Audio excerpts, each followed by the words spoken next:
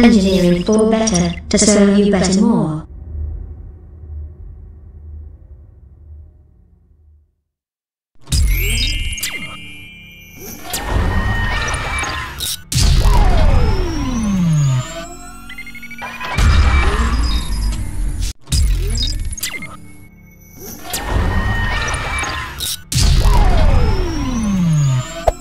Hey there. Subscribe to my channel. And also press this bell icon.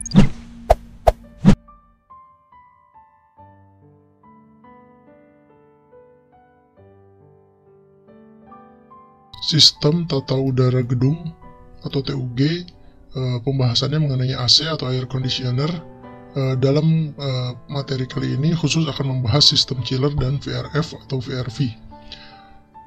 Terlebih dahulu kami akan menjelaskan mengenai sistem tata udara gedung atau AC ini dari segi fungsinya. Jadi tata udara gedung berfungsi untuk mempertahankan suhu dan kelembaban dalam ruangan dengan cara menyerap panas yang ada dalam ruangan dan meniupkan udara dingin, sehingga seringkali pula disebut sebagai sistem refrigeran. Tujuannya apa? Pengkondisian udara ini untuk mendapatkan kenyamanan termal, di mana diatur untuk ruang kerja ialah suhunya berkisar antara 24 sampai 27 derajat Celcius atau 25,5 derajat Celcius plus minus 1,5 derajat Celcius dengan kelembaban relatif 60% plus minus 5%.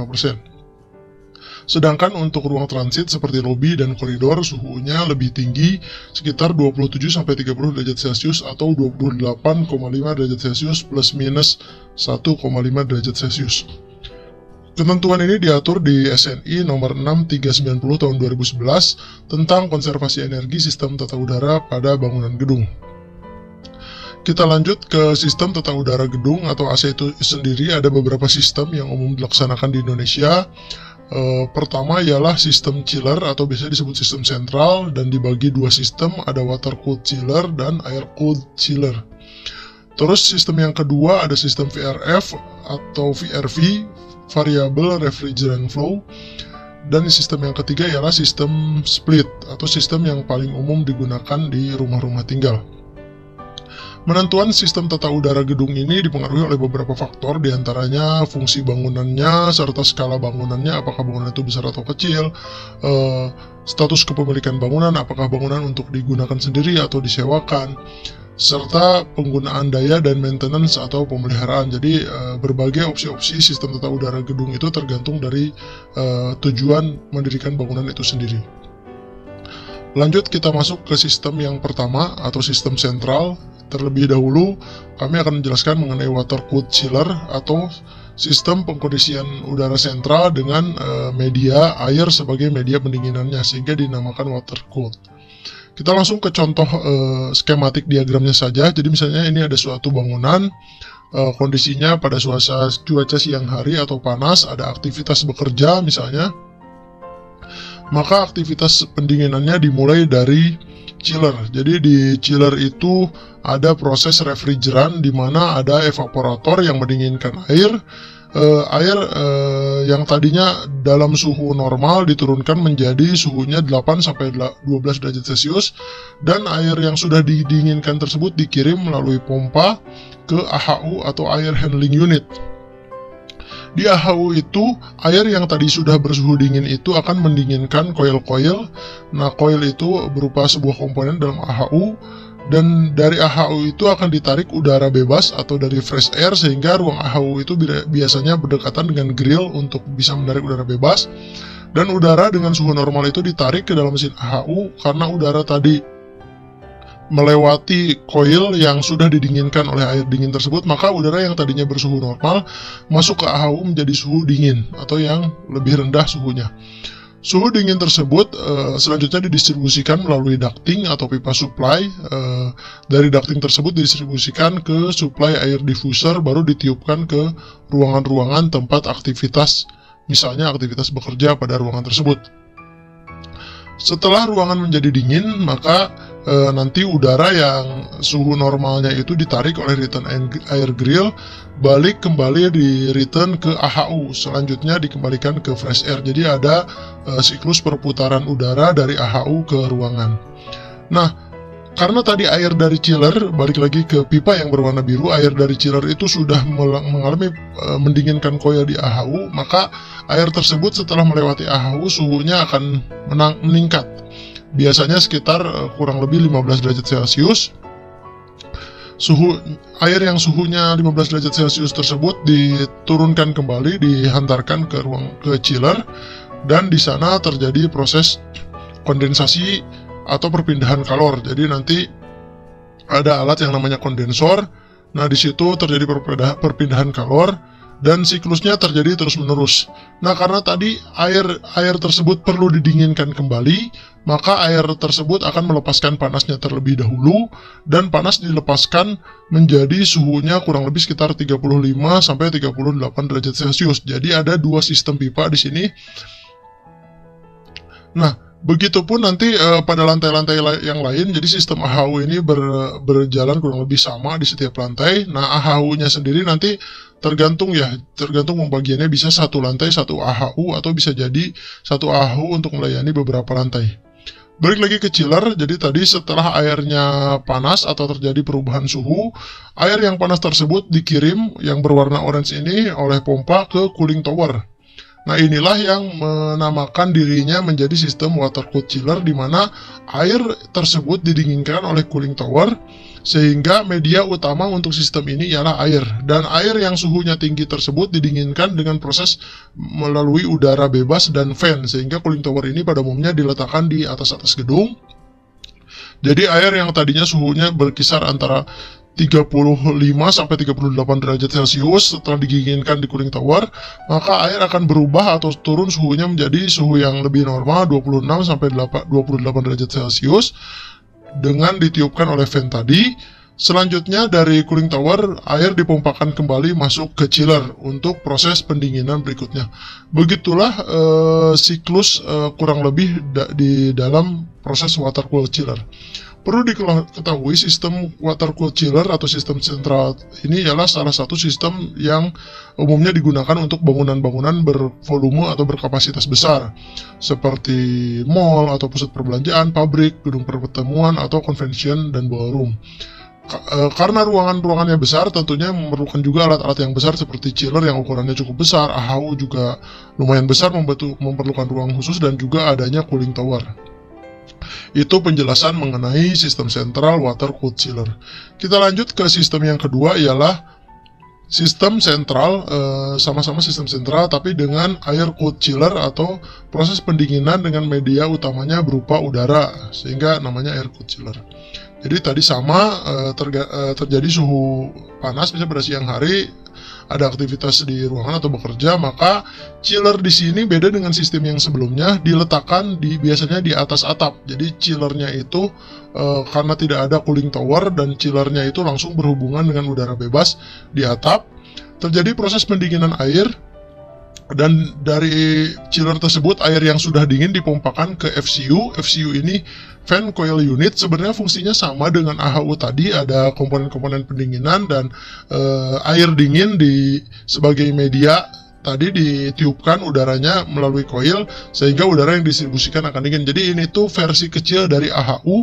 Dari FCU tersebut udara dingin ditiupkan melalui ducting, disuplai ke diffuser dan disemburkan ke ruangan-ruangan sehingga ruangannya menjadi dingin. Nah, karena ruangan di sini relatif kecil, maka biasanya return airnya diletakkan di plafon-plafon saja, udara bebas, langsung udara bebasnya menjadi supply untuk fresh air bagi FCU, karena bukan skala besar seperti yang tadi water cooled chiller. Dan setelah air tadi mendinginkan komponen di FCU dan sudah digunakan untuk mensuplai udara dingin, maka air suhunya kembali menjadi normal dan dikembalikan ke chiller. Nah, di air yang bersuhu normal tadi atau yang lebih tinggi suhunya masuk ke chiller, di situ juga sama prosesnya, ada kondensasi, ada evaporasi. Selanjutnya masuk ke komponen-komponen air tadi ditiupkan oleh udara melalui fan, sehingga air yang suhunya normal tadi dengan udara bebas dan fan ditiup terus, sehingga air yang ada di pipa atau di saluran tadi didinginkan kembali di chiller ini dengan menggunakan udara. Sehingga oleh karena itu disebutkan air cool chiller, di mana fan yang ada di chiller ini menarik udara bebas dan ditiupkan ke pipa-pipa, dan dari situ kembali ke kompresor dan kembali dimasukkan dari chiller itu dipompakan kembali setelah airnya dingin dipompakan kembali ke FCU. Jadi sama seperti chiller pada umumnya, ada kompresor, ada kondensor, ada proses juga evaporator. Begitupun di lantai-lantai yang lain sama, jadi air yang sudah didinginkan masuk ke FCU dan didistribusikan ke ruangan dan juga lantai yang lainnya. Biasanya untuk air cool chiller ini digunakan untuk ruang-ruang yang lebih kecil, misalnya perkantoran yang skalanya kecil. Terus juga untuk misalnya hotel-hotel juga beberapa ada yang menggunakan sistem ini, dan juga retail atau pertokoan yang skala-skalanya kecil, beda dengan tadi water cool chiller yang digunakan untuk bangunan-bangunan yang skalanya lebih besar. Jadi ini untuknya untuk project small to medium. Jadi meeting room kecil juga biasanya pakai sistem ini. Nah, ini jadi dua sistem yang barusan dijelaskan, ialah sistem sentral, di mana mengapa dinamakan sentral, ada satu sistem yang bekerja untuk seluruh gedung. Jadi misalnya kalau kita lihat di gambar, ada satu lantai tidak digunakan ruangannya, tapi mesin chiller di atas itu tetap berjalan kalau misalnya ada salah satu lantai yang berfungsi, sehingga relatif terpusat gitu. Jadi kalau ada kerusakan di chillernya, maka kemungkinan besar seluruh lantai terkena dampaknya. Nah, kita lanjut ke sistem yang berikutnya, ialah sistem VRF atau VRV.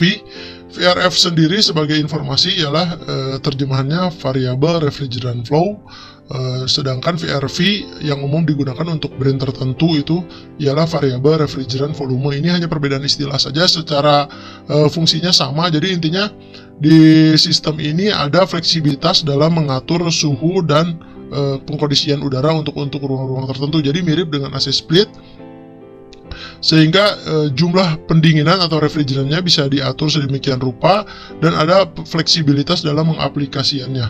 Dan dibanding sistem yang lain, ini termasuk sistem AC yang lebih efisien dalam penggunaan listriknya, karena itu tadi pada saat ruang tertentu tidak digunakan maka AC tersebut mati. Jadi mirip dengan AC split. Oke, kita masuk ke penjelasan secara diagramnya. Jadi misalnya tadi ada ruang digunakan dengan suhu yang tinggi, misalnya ada aktivitas bekerja, maka langsung kita masuk ke FCU. Jadi sama seperti tadi, FCU itu fungsinya dari refrigeran masuk, cuma bedanya di sini tidak ada pipa air, lebih ke pipa refrigeran. Jadi pipa refrigeran itu biasanya ada tembaga segala macam. Jadi dari FCU tadi, pipa dari refrigeran mendinginkan komponen di FCU, lalu didistribusikan atau ditiupkan ke diffuser melalui supply air diffuser dan ruang didinginkan. Begitupun di ruang yang lain, ada FCU masuk ke diffuser dan didinginkan ruangannya. Nah, dari sini udara setelah digunakan balik ke return air grill, baru supply udaranya dari return air grill masuk ke FCU untuk fresh air atau udara yang bersuhu normalnya. Setelah proses pendinginan ini selesai, maka pipa yang menghubungkan ke FCU itu ialah pipa refrigeran, namanya langsung ditarik ke outdoor unit. Jadi outdoor unit ini kecil-kecil, cuma biasanya satu outdoor unit bisa untuk 2 atau lebih FCU di indoor unitnya. Jadi bisa contoh seperti di gambar ini, satu outdoor unit untuk 2 FCU, atau bisa juga satu outdoor unit untuk 3 atau 4 FCU tergantung kapasitas dan kebutuhan ruangnya. Sehingga sistem ini seperti berdiri sendiri-sendiri atau individual. Jadi misalnya satu tadi, pada saat lantai ini hidup atau mati, ya hanya lantai ini saja atau unit ini saja yang hidup dan mati AC-nya. Nah, kita lihat di lantai yang lain juga sama. Jadi ada suatu sistem bekerja, jadi sistemnya seperti bekerja sendiri-sendiri secara individual. Jadi tadi sistem yang lantai lain juga mempunyai outdoor yang terpisah. Jadi tidak seperti sistem sentral tadi, di mana outdoor unit atau sistemnya bekerja secara terpusat. Kalau ini berdiri sendiri-sendiri, sehingga beban listrik dan penggunaan AC-nya lebih efisien. Mengapa? Kenapa? Karena kalau di satu lantai AC-nya dimatikan, ya lantai yang lain tidak perlu dinyalakan atau tidak terkena dampak beban AC-nya. Jadi ini biasanya digunakan di perkantoran-perkantoran, pada umumnya sekarang menggunakan AC ini, dan juga ada beberapa hotel atau apartemen yang kelasnya premium juga menggunakan AC-AC ini. Karena kenapa? AC ini juga relatif harganya cukup tinggi dan juga compact ya, outdoor unitnya kecil. Dan yang menarik dari sistem AC ini ya, pipa refrigeran ini beda dengan AC split biasa. Biasanya AC split yang di rumah tinggal itu rata-rata panjang pipa refrigerannya itu mungkin maksimal 15 meteran, tapi ini bisa sampai 150 sampai 200 meter. Jadi si outdoor unitnya bisa ditaruh di atas atap, sementara bisanya perkantoran di lantai dasar ketinggian 20 lantai, bisa outdoor unitnya di atap. Jadi ini lebih praktis. Jadi si outdoor unitnya itu nanti fungsinya ada kompresor dan juga memompakan cairan freon ke dalam unitnya. Itu kurang lebih mengenai sistem VRF atau VRV. Pada kasus-kasus lain, misalnya ada keterbatasan ruangan, ada alternatif penempatan outdoor dari VRF atau VRV itu. Misalnya seperti di gambar, misalnya ini indoor unitnya ada FCU, diffuser, dan lain sebagainya. Bisa juga outdoor unitnya ditarik ke lantai yang sama. Jadi kita lihat diberikan sekat ruang terpisah outdoor unitnya. Cuma memang catatannya di sini, karena outdoor unit ini proses pendinginannya menggunakan harus ada udara bebas, maka harus ada fresh air berupa grill-grill. Nah, begitupun lantai yang lain, kurang lebih seperti itu. Nah, ini pada umumnya digunakan kalau kita lihat perkantoran-perkantoran, misalnya ada satu sisi yang biasanya banyak grill, baik itu grillnya itu horizontal atau vertikal. Intinya grill tersebut ialah ada udara bebas yang bisa disuplai di area tersebut, maka itu pada umumnya digunakan untuk menempatkan outdoor AC atau AC ledge. Jadi poin utamanya ialah bisa diletakkan di mana saja, yang penting ada akses udara langsung atau fresh air. Jadi siapa tahu di atapnya itu akan digunakan untuk ruang tertentu, sehingga atapnya bisa bersih, tidak ada outdoor AC, tapi outdoor AC-nya berpindah di fasad, tapi dikamuflase atau disamarkan sehingga tidak terlihat dari luar. Itu terkait sistem VRV atau VRF. Kita lihat penataan atau instalasi AC dalam skala denah, jadi skala yang lebih kecil. Misalnya ini terkait ductingnya. Jadi misalnya ini sebuah ruang perkantoran. Misalnya di dalam ruang itu ada FCU atau fan coil unit, atau misalnya tidak ada FCU berarti langsung ke ducting. Tadi yang pakai sistem AHU, ini hanya gambaran saja. Dari FCU itu didistribusikan ke ducting. Nah, perlu diperhatikan di sini ialah ducting itu semakin jauh dari FCU-nya, ukurannya akan semakin mengecil. Contoh ilustrasi di gambar, yang dekat FCU itu ukurannya 60x30, terus ada percabangan mengecil ke 60x25, mengecil lagi ke 45x20 cm. Jadi 45 itu lebarnya, tingginya 20 cm. Jadi yang tertinggi itu kurang lebih 30 cm rata-rata. Nah, baru masuk ke percabangannya semakin mengecil lagi, rata-rata 40x15 cm. Tentunya angka-angka ini hanya acuan standar saja, karena nanti tergantung dari tadi besaran dan skala ruangnya. Nah, dari ducting tadi biasanya materialnya macam-macam ya, ada yang BJLS atau ada yang dilapis pakai PU atau polyurethane dan lain sebagainya, macam-macam. Nah, dari situ dari ducting didistribusikan melalui pipa-pipa fleksibel. Nah, fleksibel itu sesuai dengan namanya, jadi lebih bisa, kalau tadi ducting kan kaku, jadi kalau misalnya di plafon itu mau digeser-geser atau disesuaikan dengan ruangan interiornya, maka ini fleksibel yang berperan untuk fleksibilitas penempatan dari diffuser atau grill diffusernya, supply air diffuser. Jadi kurang lebih polanya seperti ini pada sebuah plafon. Selanjutnya di plafon itu juga nantinya ada return air grill, jadi tadi untuk supply fresh air. Nah, untuk supply air diffuser ini macam-macam ukuran dan jenisnya, tergantung desain interiornya seperti apa. Tapi rata-rata ialah yang kotak itu 30x30 cm, tapi yang memanjang macam-macam ya, ada yang lebarnya 15, ada yang lebarnya 20, tentunya lebih panjang ya, biasanya lebih dari 60 cm, 60, bahkan ada yang sampai 1 meteran. Jadi nanti penempatan diffuser dan return air grill ini sebenarnya fleksibel, disesuaikan dengan desain interior, desain plafon, dan kebutuhan ruangnya seperti apa. Yang perlu diperhatikan lain ialah dalam hal instalasi atau ducting, ialah kalau kita lihat secara gambar potongan, misalnya ini sebuah ruangan, ada balok-balok, ada aktivitas di ruangan tersebut, kita lihat ada garis plafonnya. Jadi FCU itu ditempatkan karena ukurannya cukup besar, biasanya digantung di plat beton di lantai di atasnya dan ukuran sangat besar, sebaiknya dihindari posisi-posisi yang berbenturan dengan balok karena nanti plafonnya akan menjadi terkorbankan. Nah, dari FCU tersebut didistribusikan melalui supply ducting tadi. Nah, dari ducting tadi ke fleksibel menuju ke supply air diffuser, baru ditiupkan udaranya ke ruangan. Ini secara zoomnya ya. Terus juga ada return air yang ditempatkan di plafon juga sebagai supply udara ke FCU.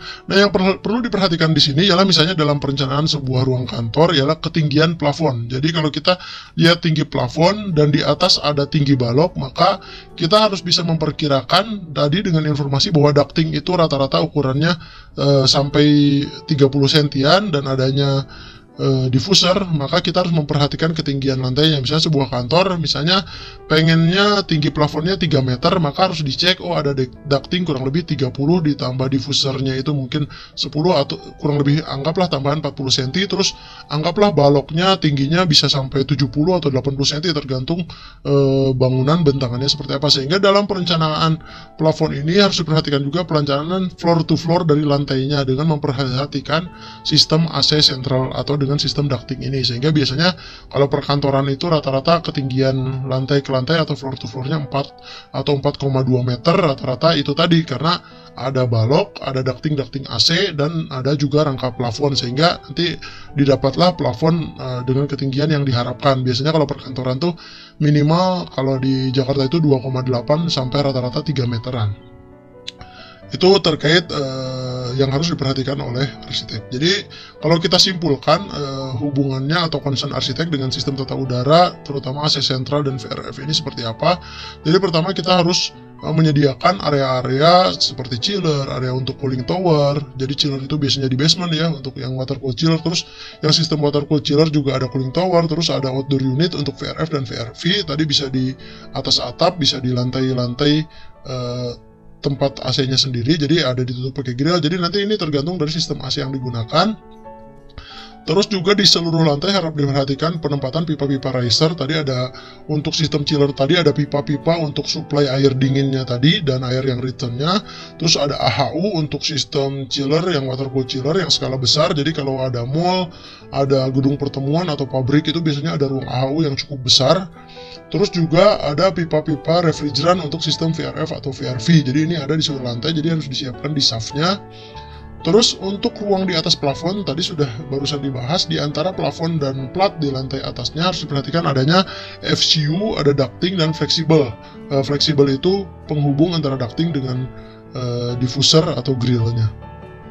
Dan juga untuk area plafon, dalam desain plafon harus diperhatikan juga adanya tadi supply air diffuser dan return air grill, sehingga tidak bisa plafon itu benar-benar bersih sama sekali. Jadi nanti ada lampu, ada sistem-sistem mechanical, electrical, plumbing yang lain, dan juga yang cukup besar memang di sini di diffuser AC dan return air grillnya. Oleh karena itu biasanya dikamuflase dengan desain plafon atau pemilihan grill yang sesuai dengan desain interior yang diharapkan.